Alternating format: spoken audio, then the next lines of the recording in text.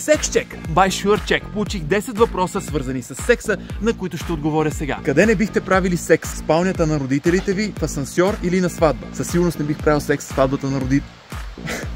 В спалнята на родителите ми. Къде е по-вероятно да срещнете нов партньор? В Tinder, в бара или на работа? Аз нямам регулярно работно място. Не ходя по барове, но пък имам Tinder.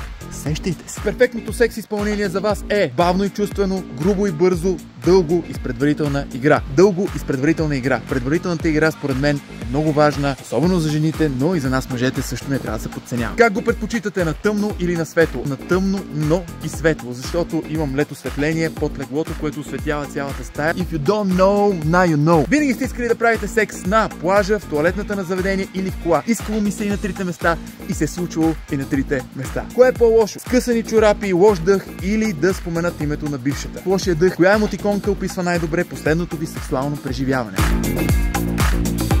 Коя част от тялото смятате за най-сексапилна?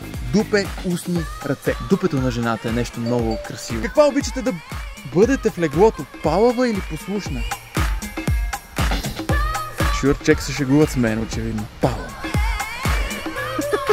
Секс-чек by SureCheck. Въпрос номер 10, последен. Обичате да сменяте много пози или го правите основно в една? В една няма шанс. Много yes, baby.